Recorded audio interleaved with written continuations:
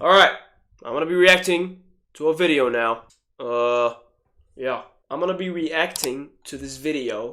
12 essential tips I wish I knew sooner in Rainbow Six Siege. I mean, create, like we did talk about your custom. Yeah. I feel you, bro. I understand. I'm gonna talk to you on Discord, though, okay? Ranking up in Rainbow Six Siege. We'll cover everything. Hold on. Thumbnail.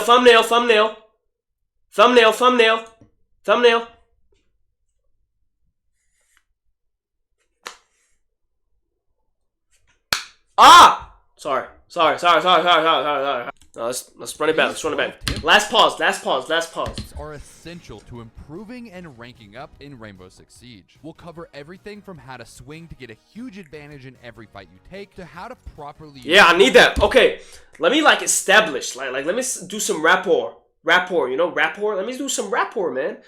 I am a humble Emerald player in Rainbow Six Siege. I'm not too crazy, but I'm also not too bad. I still haven't hit Diamond. I'm hitting Diamond 1 on rank tonight. Mess with me. If you know, you know. Hey, what I mean? Hey, what I mean? We got another AI in the chat. Anyways. Increase your KD and win more rounds, along with everything in between. If this video helps you, leave a like and let's get started. Will do. Sorry, last pause.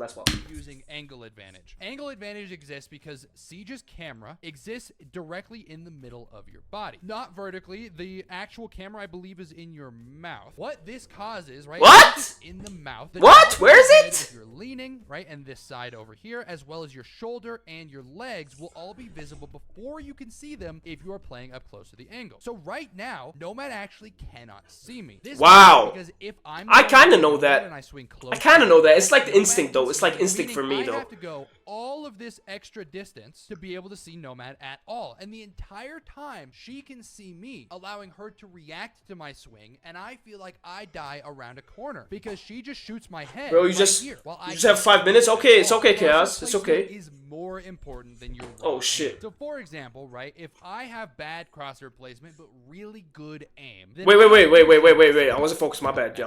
I wasn't focused. Crosshair placement is the most important thing, bro. Even when I was playing Valorant, okay, let's pause. Even when I was playing Valorant back in the day, this keeps falling off. I'm gonna just give up on this. Even when I was playing Valorant, and I do still play Valorant, I love Valorant. I actually like. I'm not gonna lie.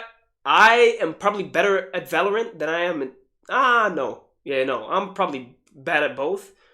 Compared to many people, but I'm not gonna lie, Valorant, crosshair placement, it taught me that. I'm not gonna lie. Siege, like I used to get, when I was on controller, I used to get away with so many stuff because, you know, who gives a shit about crosshair placement when you could just on somebody in Siege. If I have bad crosshair placement but really good aim, then I might peek like this, right? Because I don't know where to put my crosshair. I see her arm in the edge of my sight, and then I can flick all the way across my screen to hit her on the head. This, no matter how good your aim is I understand that. Going to take longer than if you just already had your crosshair. I understand that. Yes, crosshair placement. You said your internet sucks. I feel you, bro. My internet sucks a lot of times too. This is a very easy shot to hit. You need to play more aggressive on defense, but don't just mindlessly push everything. So for example, right, if you know that they don't have a flank watch, you don't see anybody holding this angle here, but you know that a thermite is in VIP. If you hear him start placing his thermite on this wall, then... By the way, I am like watching the video from my other monitor, but I'll try to keep my eyes on this monitor because, you know, that way people know I'm actually watching from this monitor. Go ahead and push up the hallway, right? And then once he activates his thermite, then you know that he is not gunned up. So then you can get into VIP and potentially kill him while he's not able to see you. Now, the times when not to play aggressive is, let's say you're the person that thermite... Yeah, whenever you have like a sound cue advantage, like say you're RAM on Cafe, and then you want to jump inside the window. If you ram the window, it opens, right? If it's not castled. If you ram the window, and then you activate your RAM, they won't be able to hear you if you jump in the window. But that is only when there are little people against you. Like if it's like let's just say a 2v3 or 2v2, and you know someone is in freezer. He's really far away from you. Okay, I'm talking Cafe here. He's really far away from you. You can throw in the RAM and activate it, and he won't hear you jumping in. You know what I mean? Yeah, CG. Yo, sup? What's your Discord? Drop in chat. Everybody's just a bot in my chat. Okay. Nice. Fighting here in Aqua. Don't be swinging him. This is a great way to get yourself killed. Use what your enemies are doing. For example, if Thermite is fighting your roamer over here, don't just let Thermite get the kill on your roamer. Go push up here and kill him while he's distracted with your teammates. See, another sound cue advantage. Like, if he's shooting, he cannot hear your steps because he's shooting. He's not focused on you. The role you know what I mean? does not define you. If you're someone who always loves to play Ashe, you're on the entry frag role. But sometimes you're going to have a bad game, and there's nothing that you can do about it. True. I've had many of those. If every time you're playing on Ashe, you're just getting shit on, then maybe just switch to support. Flores is a great option, right? Because he requires 0 aim to get stuff done. All you do is you drive a drone into sight, you drive it to a corner that looks like it has a ton of utility, you press detonate, and all of a sudden, you've done so much support. It's just a support role. Bad on entry, just switch roles. It's really easy. If you're having a great game, get on entry. If you're having a terrible game, get on support. It's not that hard to switch between the two. You don't always have to stick to the same role, no matter how you're playing. Now, even if you want to stay on support, your role still does not define you, especially on hard breach. The only difference between a hard breacher and an entry frag is whether or not you place. You like my bottle, bro? You like my bottle? Flowers. During the first maybe minute of the round, but after you have gotten the wall open, and then maybe you use another one over here to make a rotate to get into attic, you're now an entry fragger. You have 0 utility that your team needs, and especially if you're on ace, you have the best gun in the game. So after that, start playing aggressive, right? You don't need to be the planter if you're on support. You're now an entry fragger. You have the exact same entry frag capability. Yeah, you don't always have to just say, okay, I'm gonna play support my whole life,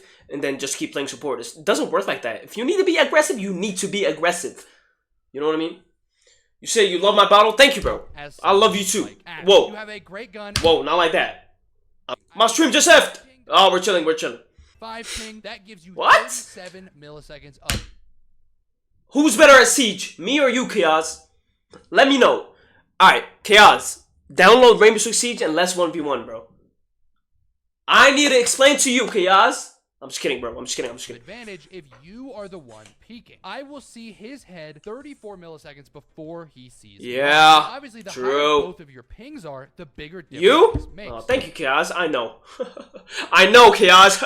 I'm just kidding. The whole enemy team has massive ping. Then just swing them. You should just play extremely aggressive, and you will get a ton of kills. Yeah. Okay, I'll try that next game. To only take fights that you have an advantage in. For example, if you have a drone, and instead of throwing it right here through this door, letting Frost know where you are, instead you can drive your drone around behind Frost. Now you have a ping exactly where Frost is, and Frost, although she might suspect you're over here, has no guarantee. Now you can use that ping to pre-fire Frost and get a free kill. This is not a 50-50. So basically ping advantage. That's what he's saying. Yeah, ping advantage. Now another way that you can get advantage obviously is flashbangs. Now one thing that some people don't know is that flashbangs are proximity based, right? So even if the flashbang lands behind Valkyrie over here, it will still flashbang her. So if I know there's somebody in there, right? In front I thought everybody knew that, but I guess not. I guess not. Behind Valkyrie, just land it at her feet, swing, and then she'll be a free kill. Now finally for attack, I think Nomad is actually the best example of an operator that's good at this, because let's say that there's somebody sitting behind this box here. You can use her gadget to just distract them, giving you an advantage. So for example, if I shoot my Nomad gadget right here, and then gotta go, bro. Okay. They have to see you later, Chaos. See you later, bro. And allowing me to have an advantage. Now, thank you for joining up, bro. Thank you for joining up, Chaos. If you use the proximity-based flash, legend. Off the wall like this, and then shoot the Nomad charge here, then they will never see it coming and launch them out from behind cover. On both attack and defense, you need utility to give your team more space, not to block the enemy team. A castle right here on this doorway, if the site is in basement, is a terrible castle because everything on the other side of the castle becomes the enemy team's space. True. Instead, you should be bro, your castle the number... I can't pause. The number one thing in Rainbow Six Siege, in my opinion, or in any like FPS game, 5v5 game, etc., is literally taking space on the map. If you have more space than the enemy, if you have more rooms, if you control more rooms, even from afar, If you have that control, you can literally do whatever you want in the game. That is how you win a round in Rainbow Six Siege, in my opinion. Now, I might be just stupid, but ask any professional player, bro. They will tell you taking space is number one. Taking space. Okay. Because everything on your side of the castle is your team's space. Now, the same thing goes for things like proxy alarms. Don't place it right in sight to get notified if they're in sight. Instead, you should be placing the proxy alarms somewhere where there might be multiple things you have to watch. So, for example, if you have to hold this room, then you need to watch this window. I got you, Chaos. Got you. I'll join that. So, I would actually recommend putting a proxy alarm right here. The benefit of it is that if they shoot it, you now know that they're coming this direction. Another example is something like Fenrir. You do not want to place your Fenrir mines at the bottom of the stairs. This will not give you the information that you need. Instead, place it somewhere like right here. This way, before they're able to swing you, I mean, they can swing you and still like not hit that Fenrir mine. It makes sense. Now, a good time to place a Fenrir mine closer is only if you have another one further away, because if they push down the stairs and they shoot that Fenrir mine, then now you can activate this one and use it to swing, where if they push far enough down the stairs, they can't see. Bye, Chaos. Now, this also applies on attack. For example, if you are a flank watch operator and you're staying in this room, don't place your flank gadgets right here. Instead, place them further back. Yeah, deeper.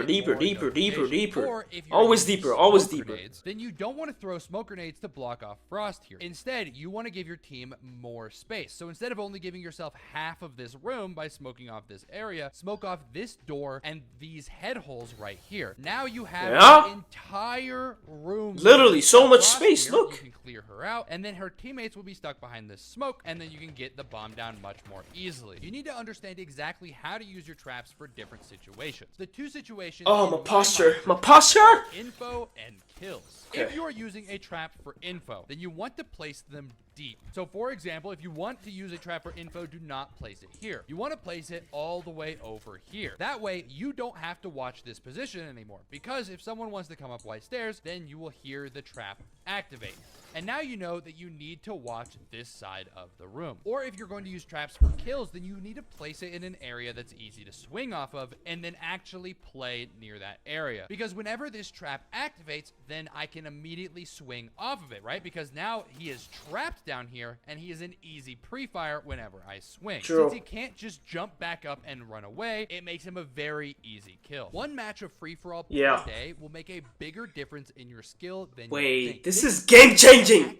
This is game-changing! Getting 4 kills a game. A game takes a full half an hour. 4 kills in half an hour is not a lot of practice. In a free-for-all, however, it takes about 10 minutes, and you can get up to 30 kills. This gives you way You said more what? practice Yeah, actually I mean, I've never... gunfights. Okay, I'll try this. I've never played free-for-all in my life.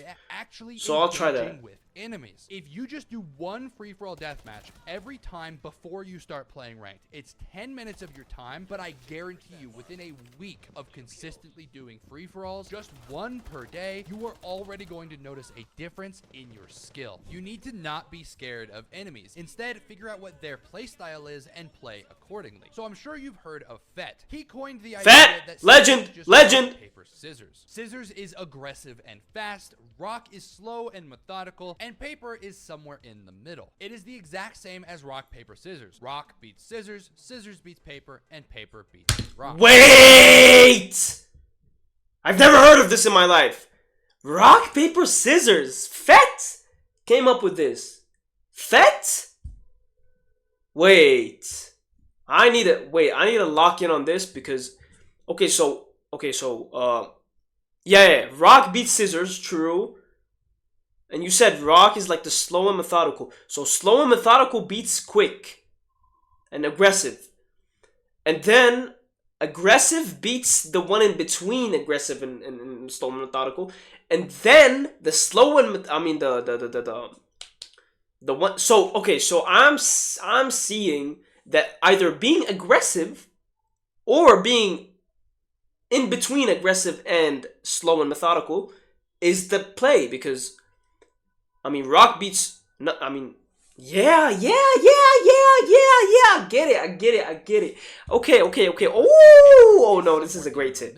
This is a great tip. As rock, paper, scissors. This is a great tip. This is a great tip. And paper beats rock. Yes. If they're playing extremely aggressive, then you need to slow down, Yep. be a lot more methodical, hold a lot more angles, and they Yep. will walk into your crosshair constantly. Yep. Now, if they are playing kind of somewhere in the middle, then you want to play super fast and aggressive. Yep. So it will catch them off guard. Or if It's they're true. playing super slow and methodical siege, then you want to kind of push at a medium Yeah, pace, get a little bit. breaches open, do all the things you're supposed to do, and do it fairly fast. Because they're slow and methodical, they will not be able to counter all the things that you are doing. Yeah, Your communication I get differences it. make a huge difference in whether you win or Wow, lose. this is pro level For stuff, example, y'all. If I'm going to Pro level stuff. Let's say I drone and I see that Azami is sitting here on this angle. I can push in solo and take this 50-50 gunfight. Maybe even pre-fire since I know that she's here. I The do that issue too, is I'm not that gonna lie. if I die, Azami runs away, escapes, and we potentially lose the round because they have another man up. So what do you do? Instead, if I have somebody on this balcony with me, Yeah. just say Azami is in trophy, I'm Yeah. going to push in, trade me. That's Yeah, yeah, yes, yes, yes, yes,